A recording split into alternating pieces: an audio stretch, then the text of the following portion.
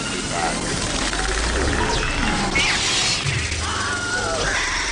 And you will know my name is the Lord. I'm walking here. I'm walking here. I'm sorry, Dave. I'm afraid I can't do that. Groovy. Welcome to Box Office Pulp, the podcast popularly known for movies, madness, moxie, and tonight, in this mini-bop, malevolent magical murder mages, which is an M-word drenched way to say witches. They're witches. This is a movie about witches. And that movie, my dear listeners and my dear co-host, who I hope knows what we're already talking about before you've arrived, that movie, born of the blood sacrifice, known as Kickstarter, and made by two first-time writer-directors named John Rocco and Abel Baroun, The Night Sitter. Joining me to discuss this movie about witches is the G to my aloe, Jamie. Say hello, Jamie. You know, I didn't share this with anyone in my friend group, but I also was transformed into a demon this past Christmas. It oddly only helped me fit in better with my relatives. I'm still not sure how that worked out because I was killing quite a lot of people. Well, you're from the South, so that makes sense to me. Were you still wearing the cat ears? Oh, I never take the cat ears off. That's just part of my identity at this point. They wouldn't know it was good. me otherwise. Actually, I could see you fully pulling off a 100% of the time cat ear look. Now, Jamie, I'm not saying you should. I'm saying I could see you do it. I was going to say, I was typing in the address for everydaynya.com. I was going to pick out a whole wardrobe. Like, built up my confidence there. I'm sorry, I'm now just imagining you dressing up as Nyan Cat for Halloween. And I want to see this happen. The next big-ass pumpkin day. But The Night Sitter, before we get off on too much of a tangent 30 seconds into the podcast, The Night Sitter is a movie I had the privilege of watching for the first time, 2 years now? I realize we're in 2021, which is weird and off-putting. The bad times shouldn't stop until the end of 2020, but they're still going, so I'm thrown off completely. And I was graced with the screener for The Night Sitter for the website horrormovieshub.com, where you can find my written review of it from a while back. And I have never been so taken with a movie out of goddamn nowhere. Like 0 to 60, this is my new favorite movie, probably since maybe like Terrifier. Yeah, I'd say it was kind of similar to that for me whenever you turned me on to this. Like, this movie went from being something I'd never heard of to being something I really enjoyed to, as of this year's rewatch, just being part of my seasonal horror movie rotation. Oh yeah, it both fits into October and December perfectly. Even though it's not like it takes place during Christmas, but we'll get into why it takes place during Christmas, which is brilliant. But I love how that way it can play as both, so you can just rotate it whenever the fuck you want. Christmas in July, watch The Night Sitter. Thanksgiving, watch The Night Sitter. Easter Sunday, watch The Night Sitter. Celebrate the life and times of Leif Erikson. Watch The Night Sitter, which would actually kind of work because of like the whole witchcraft thing that's in it, like olden times and some Norse stuff. But anyway, I had like absolutely never heard of, like, Zero Radar. Just, it was on a list of screeners I saw, and I was just taken with the title The Night Sitter. Like, okay, that sounds awesome. The trailer looks cool. Okay. I am, like, years later, there is a very, like, niche group that still, like, actively discuss it. Like, it's a movie that definitely has a fan base, but I'm honestly still a little bit bummed out that it has not exploded in the way that it needs to. Like, I'm waiting for it to show up on Shudder and a whole big audience discover it, because this is a big fucking, like, this is a big fucking movie that I could see, like, play on, like, The Last Drive-In with Joe Bob Briggs or something. Like, this is a fan base totally waiting to happen. I'm still waiting for the sequel. I just want to see Amber and Kevin battling, like, demonic hordes with, like neon-soaked lights, like, drenching in. This 4th of July, they battle the Wendigo. They travel to Canada. They'd be able to use the same lighting. That is true. Yeah, and I know your review copies you go into completely blind, and those are often a super mixed bag. I know you've done a lot of you've seen a lot of movies through your job that you didn't even get around to covering. So not only get an absolute winner, but a winner of this size was kind of amazing. And it's a movie that I could see some people like maybe seeing the trailer for, seeing its tepid presence on IMDb, and just saying, that might be fun, but that's not really a movie for me. We promise you, put this on at a party, put this on on a movie night with your friends. This is so much fun and is so endlessly rewatchable. And I think a lot of that just comes down to how simple and brilliant the premise is. It's a slow burn babysitter horror movie where the actual monsters don't show up until I think over halfway through the film. Yeah. And then before then it's just scene after scene of a slowly building eeriness that works so well given the movie's comedic tone. Like honestly, I remember you saying in your review years ago that if they just took the monsters out and made this just a comedy about a sleazy babysitter trying to deal with kids while robbing a house, it would still totally work. Yeah, it's like a perfect R-rated movie like premise. And the comedy 100% works outside of what the horror's doing. And the character work, I think, is something that I was like really taken with the flick. Like, it has a brilliant premise outside of the horror. When you add the horror element on there, it's the idea of that movie, like that R-rated movie, that R-rated comedy with like cartoony characters and stuff, suddenly be invaded by Argento monsters. But the character work is so well done. Like, Amber is one of the better, morally gray horror protagonist I've ever seen. Yeah, and I don't even know if necessarily like gray is a good way of putting it. Like, she starts off viewing herself fully on as the villain, and she's the only character played straight, which is what I love. Well, outside of Kevin the kid, those are the only two characters played straight, not counting the witches, the three mothers, of course, named after the Argento characters. Amber is so beautifully This movie played. wears all of its influence directly on its sleeve. It wants you to know how goddamn nerdy it is, which can often be like a little much with like super culty horror movies. That fits this movie's tone so well. Oh yeah, because it's not And it obtuse. definitely serves a reason.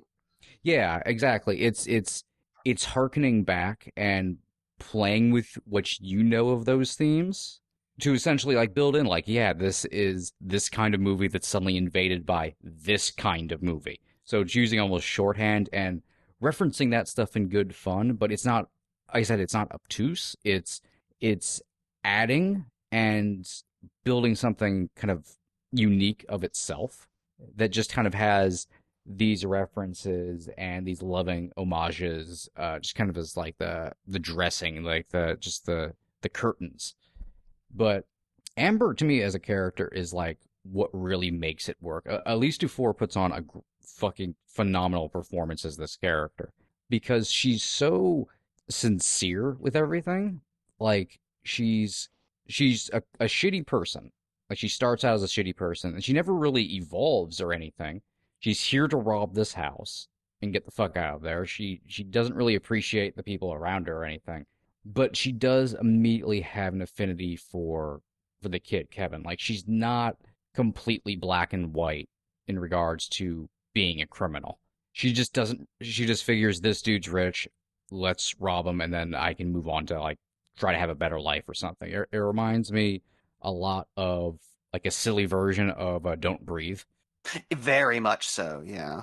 There's a scene fairly early on in this movie where Kevin finds Amber kind of skulking around and comes to her asking her what she's doing, clearly very suspicious. And Amber immediately realizes the jig is up and says, "Look, I know I hated it whenever I was your age and people talk to me like I'm a little kid, like I was a little kid. So I'm just going to level with you. I'm robbing your dad. Just go like play in the bedroom for a little while. Everything will be fine. I'm not going to hurt you. Just we can both have a nice night and then never see each other again. Like that is such an amazing character moment early on that tells you so much about Amber and about the relationship she's going to have with this kid. Yeah. Because there's something so endearing that even before the movie gets serious, there is still a reasonable amount of concern that she has for the kids. Like she's not there to actually babysit them, but she would still rather they had a nice night and like they weren't scared by anything she was doing. If she ever bullied the kids at any point in the movie, this would immediately become a completely different film. Like you'd just be watching The Babysitter at this point. But the fact that they keep the thread that no, she does actually like the kids and wants them to get out of this alive, and immediately sees Kevin as an ally when things go bad. That is such a unique way to tell this kind of story. And it so immediately endears you to these characters and to the movie itself. Like, it's weird that in a movie this fucked up and nasty, there's kind of a sweetheart to it, without it ever really feeling like there's a big sweetheart to this. Yeah, it never pushes it in your face, but it's there. Like that scene where Amber reads a story to Kevin because I had to explain to her that his mother died and he's having like a really hard time, and she clearly recognizes his father just doesn't give a shit. And we'll get to his father, which is one of my favorite goddamn characters in the movie. In film history, maybe. And she just immediately goes, okay, I'm going to do what I can to try to give this kid like a bit of a nice evening and try to help. I'm on his side. So I feel bad for him. Like reads him a story, stays with him so he can go off to sleep because she understands the problems he has. And there's this broken connection between the two. And then when everything goes down, the fact she immediately goes into protector mode as well and becomes an amazing final girl through that process. And continues to straddle a line between like she never becomes heroic in a good kind, like a good person kind of way. Like she's the most down to earth, normal final girl I've ever seen. In that she's not good, she's not bad, she's not even really gray. She's just in this situation and is reacting kind of normally, which is surprising for a movie that is so cartoony in every other aspect of itself. Yeah, it's definitely a movie that would not work if it weren't grounded in a certain amount of emotional reality. Especially since with so many of the other characters give such cartoonishly, like, unlikable performance, very intentionally so. It just immediately endears you to these characters having to deal with these fucking jackasses.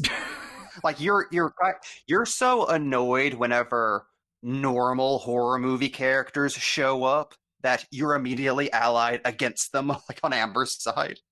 And it's very delightful whenever things go full horror movie with them. And soon after.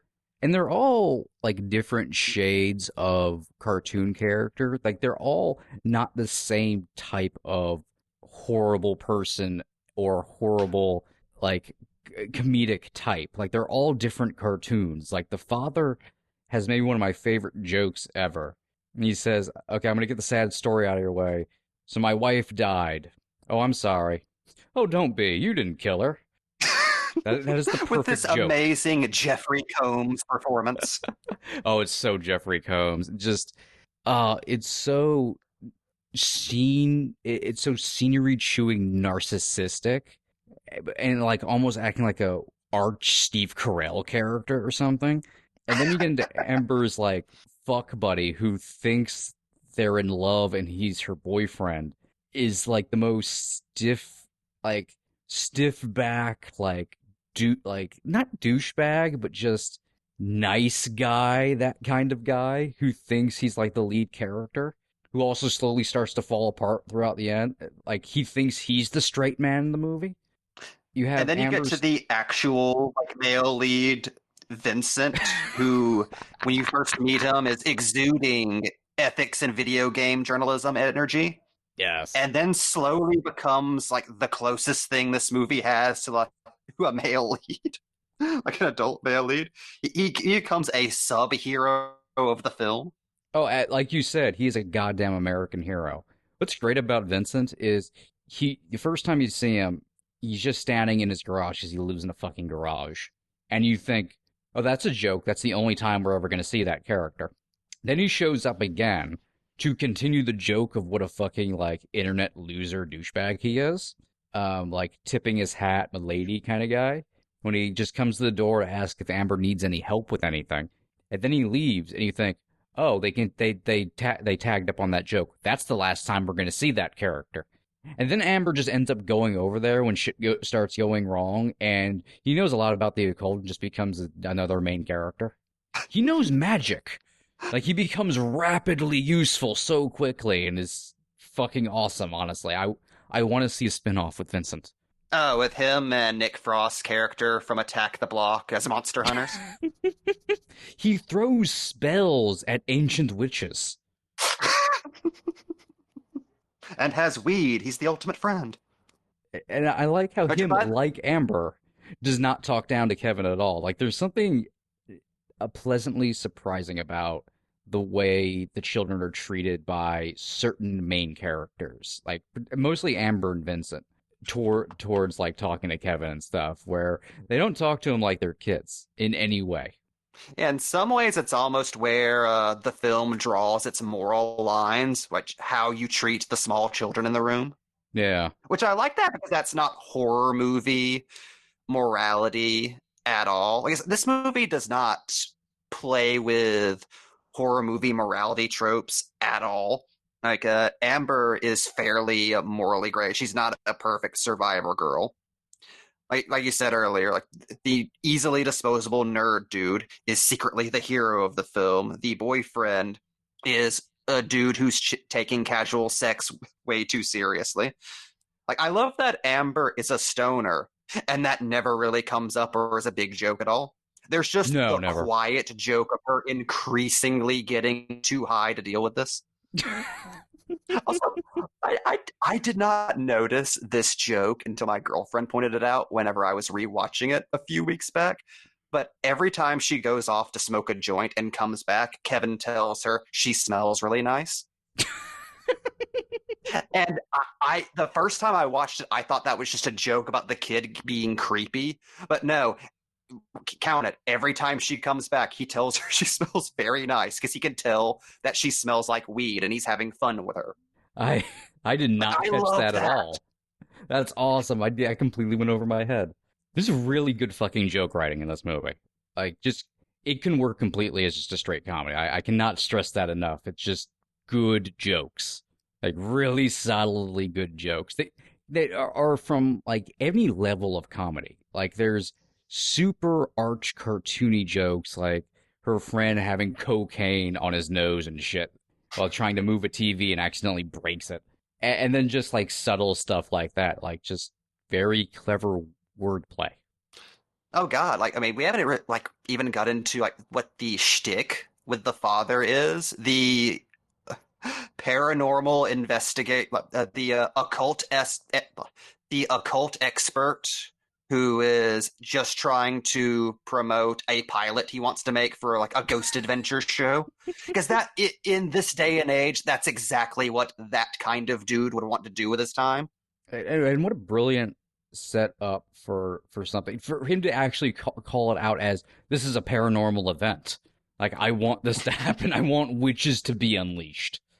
Oh, he's so happy his son accidentally releases 3 demons that kill everybody. 3 demons, by the way, which I've been obsessed with this. The 3 mothers, which they're named after the Argento characters, of course. But I've been completely obsessed with the fact that backstory-wise, they're like if the Sanderson sisters weren't in a family movie. I feel like that has to be intentional. They have a book.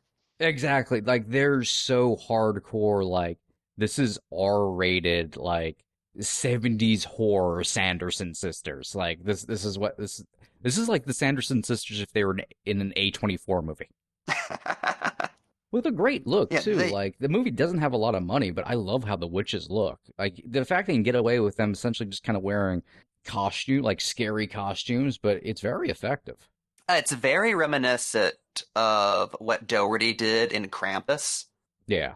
where you kind of have the mask face subbing for the makeup job that you would expect for them to do. But with the lighting and the cloaks and everything, it works so well. Yeah, You the just have, witches end up having a lot of personality despite not really speaking or communicating in any way. It's all just through body language and how they're presented. yeah, well they do a great thing where they possess the one girl who is puts on a fucking brilliant, like weird ass performance as she's possessed. She gets to be the mouthpiece. It's but it's like there's so many different visuals going on with it's a joke that they possess the ditzy tall blonde who's wearing cat ears. But also Which I'm convinced has to be some kind of elaborate demons reference. it has to be. But it's like the cat ears make it seem like she has horns. And it's just like there's so much like legit comedy just going from they're possessing the ditzy blonde girl wearing stupid fucking cat ears who's fucked up on cocaine. But also she's like taking bites out of people and like just I love how they keep having her just at the window going "Bah," and just flicking her tongue back and forth. I To the fact fucking they just love get that this is one of the annoyed at few- her at a certain point. I love that this is one of the few movies where they think to have the possessed character be weird and off-putting before the possession, so it takes a while for people to notice. Yeah, I love that. Even when she's like going up together. Oh, child, she's so strange. Just kind of like go with it. Like I guess that's just what she's doing. And I love how it's because it's a double-edged thing, right? It's almost to save money, you could say, in a lot of ways. So that way you don't have to have the witches show up or do anything for constantly throughout. You can have a presence that's very simple to show. And then you have the added joke that it's that character that's the fucking menace of the movie. Like, this is the villain to defeat, is that chick. Yeah, I feel like if they had a bigger budget, that would have allowed them to do a bunch of crazy creature effects and maybe have the witches like be a super physical presence, like spells and shit. I don't think that would work anywhere near as much. Like, I love how low key this movie is throughout, even in its finale. Oh, yeah, you get to have characters just having comedic scenes, like, in rooms and trying to come up with plans.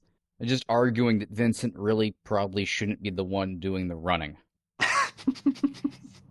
Or Vincent trying to teach them all a spell, like, which is still one of my favorite things. Is yeah, we've never seen that, have we? Like the character who knows magic never just tries to teach the fucking words to anybody else, and that would not go well. Despite the fact that magic in films is usually portrayed as pretty goddamn simple. Yeah, I mean we've talked in large part about Harry Potter, which has no effort put into any of how the magic is done at all. We've seen Doctor Strange. I know it's just saying words and flicking your wrists around. Precisely. You can have fucked up hands and it still works. Yeah, there's so much inventiveness to this very simple movie. Like, even visually, this movie pops so beautifully. And it is with the most low-budget gimmick I think I have ever seen utilized in a horror film. I've been fucking obsessed with how they do this because it's both a low budget gimmick and it's just a joke at the lighting's expense. Like, this is a Christmas horror movie, like we said. And because there's Christmas lights everywhere, everything is lit like a fucking Italian giallo film. Like, it looks like an Argento film. Everything is just, there's green rooms and splashes of red for no fucking reason. Sometimes under beds there's green for some. Like, there's just blue and red and green just fucking everywhere because, well, there's Christmas lights. Why the fuck wouldn't it look like that? And it's done in a way where it doesn't feel like you're being absolutely smashed in the face with it, but it's not subtle either. Like, we're not talking like, oh, there's some Christmas lights up in some of the rooms, and like on the close-ups it kind of looks like giallo. No, this movie is red and green and blue, and the blue mostly comes from amber. So I think I didn't even notice until rereading your review earlier that Amber's red hair and blue blouse make her pop perfectly against all of the Christmas lighting. She is a walking giallo effect. I love it. It's so fucking iconic looking. She doesn't have to do anything or wear any kind of special outfit. She just stands out. It's fucking perfect. Quietly iconic is how I would describe a lot of things about this film. Yeah. Like self this is the least self-aware breakout movie I have seen from horror like in quite a while. Like feels like a Amber feels like a legendary survivor girl in the making, that movie accomplishes that without ever feeling like it's trying to go for that. Like the movie knows exactly like at what level it's playing at, and because it's not being overly ambitious, it ends up standing out all the much more. Yeah, it's really refreshing.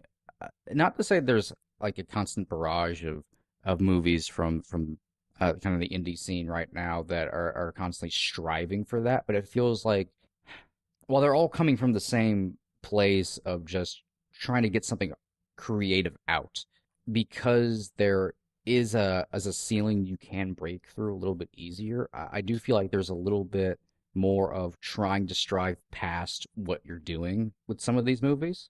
And that's where you get a lot of like, oh, they probably need to dial this back, or they were a little bit too ambitious here. Night Sitter doesn't try to do that. It has a very simple story. It knows exactly how to tell it well, what it wants to do creatively. It knows what it's trying to accomplish fun-wise, and it executes it. Like, it doesn't try to go too far in any direction. It keeps it contained, it keeps it to character, it keeps it to comedy, it keeps it to dialogue, it keeps the effects low and simple, just a little bit of experimentation, and gives itself a premise where it can get away with, well, it's not really supposed to look super expensive, because that would ruin it.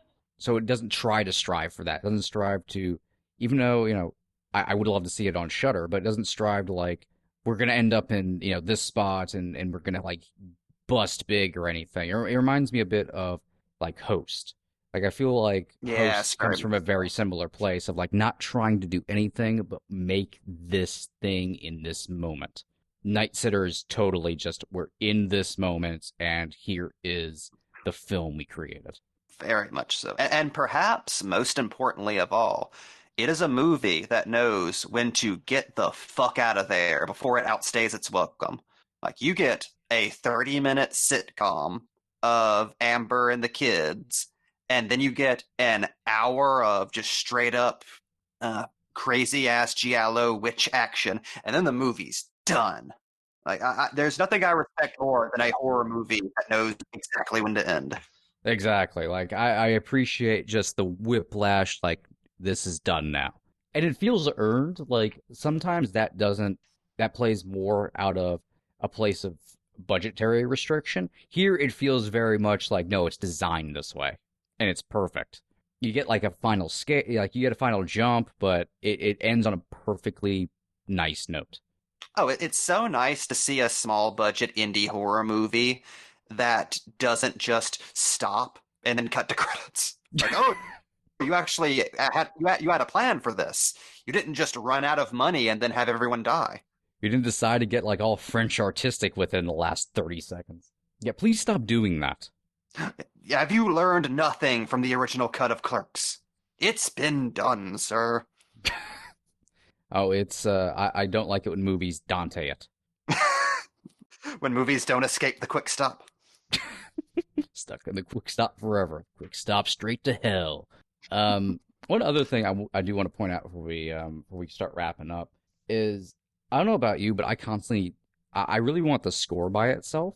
I love the score to this movie. Oh, the score is so good. Such a Goblin-esque, like a fun Italian synth score, but it actually doesn't beat you over the head with the fact that it's a giallo synth score. Like, much like The Lighting, it knows how to play it just right, where if you know what this is supposed to be, you get it. If not, it's just an awesome synth score for this movie that fits the action perfectly. There's so much energy to it. I watch a lot of Giallo throwbacks, obviously, because it's me. And one thing I can never really stand is the scores tend to be constant barrages of goblin throwback synth. And we've seen a lot of like a resurgence of synth and horror, and most of the time it's played great. Like to me, synth is very much like the score to horror.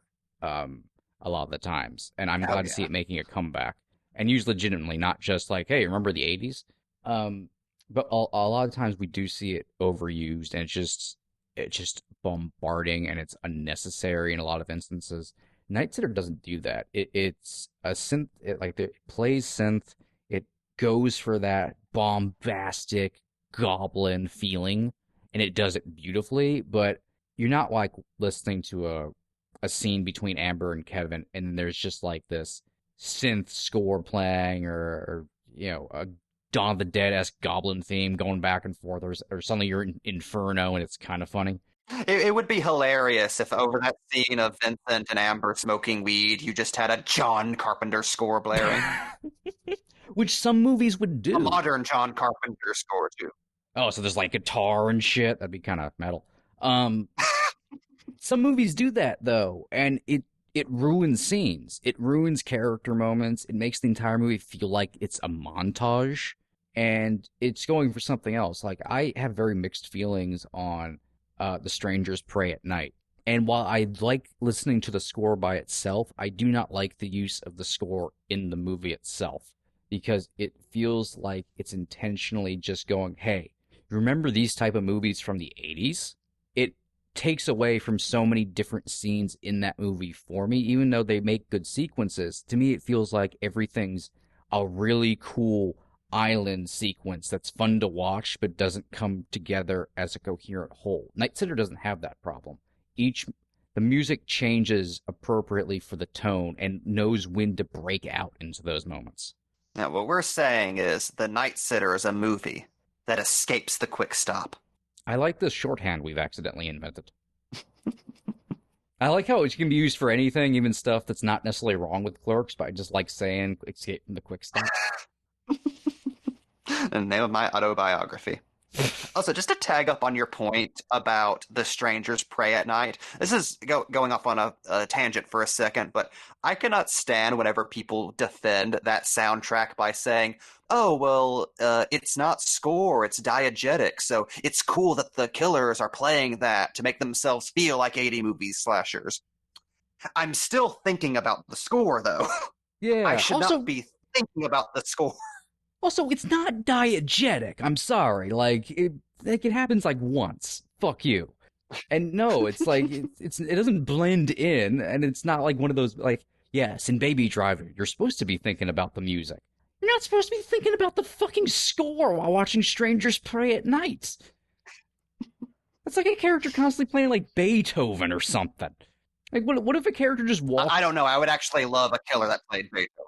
That would actually be kind of cool. But what if a character just walked out? Like, what if Childs just had a fucking boombox playing Ennio Morricone's fucking theme to the thing, and it was it's diegetic now. It's even deeper. Diegetic symphonic scores don't work. I'm sorry. I'm getting mad. I feel like I'm doing a Joe Bob rant, but I'm just getting mad now. But the pitfalls of horror nerds getting a little too nerdy with their movies aside. This podcast in a nutshell. Yeah, I cannot recommend The Night Sitter enough. Even if you're not a fan of Giallo, you're not a fan of slasher movies, it's just a fun time. Like I said, it's a perfect movie to put on with your friends. It's a great movie to see people react to the first time if they know absolutely nothing about it going in. Oh yeah, I have had a ball just getting people to watch The Night Sitter, and it's so much easier now that it's on Prime, so no one has an excuse. If you have a Prime account, you can watch it for free. If not, I believe it's on Tubi too. Yes, I think so. And my fingers are still crossed that it ends up on Shudder. I'm gonna start. I swear to God, on Twitter. I'll start it tonight. I'm gonna start tweeting Shudder constantly. Get the Night Sitter. I want to see it on there. I want to see it explode because it's an excellent movie. It's like the perfect. There are certain horror movies I think that are perfect for the horror community that can actually bring the horror community together to make like a shared experience. And I know that's kind of wishy-washy to sort of say, but I feel like that those that do exist and they're very important to the horror community. I think Night Sitter fits into that perfectly, especially now where you see a lot more group watching through Twitter and whatnot of horror movies during COVID and all that, and more people trying to experience that or kind of being rekindled through Joe Bob or Svengoolie and stuff like that. I think I can see the Night Sitter fitting firmly with the other films that are kind of on regular rotation there and go down as like a new cult classic. And I still want a goddamn sequel. Oh, there's no reason why this couldn't be the next host. And starting right here on Box Office Pulp, every episode from now on will be about the Night Sitter. Oh, I'm fully in favor of this. We didn't have anything going on beforehand. Also, send me Night Sitter merchandise if at all possible. I would really like Night Sitter merchandise. I just want a prop of that book. That too. That cannot be burnt. I've technically gotten numerous people, dozens of people of the dozens to watch the Night Sitter. So, a crew hat maybe, t-shirt, wristband. I don't even wear wristbands, but I'd take a wristband, like a rubber one or something. Like I don't know. It could just be green. Mike, was this entire podcast just an elaborate scheme to get you swag? Yeah. I respect it. Look, I'm going to be honest with you, Jamie. Every episode of this podcast is an elaborate scheme to get me swag. I haven't bought clothes in 10 years. I subsist entirely on merchandise. I currently have my Blumhouse AirPod holder just around my genitals right now, covering it like a weird loincloth. You've just been eating Neon Genesis Evangelion pasta for the past decade? Which you can do. I looked this up once. You can survive for several years with everything in your home, including food, being Neon Genesis Evangelion merchandise, because there's that fucking much of it. This, Jamie, it sounds like you're creating a challenge. Is this how we go viral? I'm 100% for us locking ourselves into a house with nothing but Evangelion merchandise and then live streaming 24 hours, I assume in Japan. And, I mean, we won't make money, let's be honest, but we'll become famous. Oh, it can be like that guy on the Japanese reality show that had to buy all of his shit online through contests, and everyone watched him be poor for a year. Junko Junsai, I think was his name. Ah, yeah, legend. Legend, great guy. Did not know how to wear clothes afterwards because it went that long. Yeah, that's a weird thing nobody talks about. Japan just did Old Boy for real with a dude once. Yeah, look that up. It's a rabbit hole. And honestly, I'd probably be into doing it. I'd like to be part of some kind of weird social science experiment. I feel like your entire life has been building towards you dying during a social experiment. It's how you would want to go. Yeah. And your corpse would leave behind a mystery that would befuddle investigators for decades. Which is all I want. I would like there to be a series of YouTube documentaries with someone like in a monotone voice telling my story and trying to get to the bottom of Mike. You're found in a cornfield 3 states over from where you live, with your body mysteriously decayed, even though you've only been missing for 24 hours. In your breast pocket is a scrap of paper covered in gibberish. From a single book. Find it. Anyway. And that's how badly we want you to watch The Night Sitter. Exactly. It works in some way. My lonesome death of mystery aside, check out The Night Sitter. And as far as this podcast goes, you can, of course, find it at boxofficepulp.com, on Apple Podcasts, on Stitcher, on Amazon Podcasts. We're on Twitter at boxofficepulp, facebook.com/boxofficepulppodcast. I'm at Lucky Duck Napier on Twitter myself. You can, of course, read my reviews for various other horror movies like The Night Sitter on horrormovieshub.com. And, Jamikins? You can check me out on the interwebs at Mondo Funky. And also under Comic Macabre on YouTube, where I have a single episode of my comic book review show up there, and looking to get some more episodes out soon this year, now that the world is only a little bit ending. Just a little bit. It's still ending though, so don't get your hopes up too much, folks at home. It will end, and we're all gonna probably die. Sorry, I don't mean to end on an existential note here, but it looks like that's gonna happen. Yeah, sorry, I didn't mean to make it dark, but at least it's not by witches. Good night, everybody. Mike has to watch a lot of YouTube for his job. Anyway. Fuck Rodan. And like that, He's not gone. Take that, Kaiser Soze.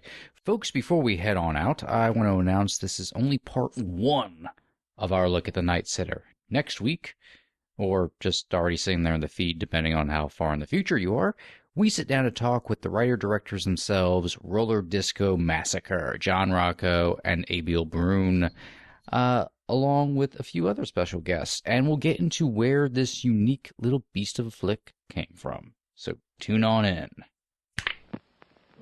This is Box Office Pulp Guy, and this has been a Pulp Podcast production. Now please, please, please, put a gun in my mouth and pull the trigger and say goodnight. And now, on with the show.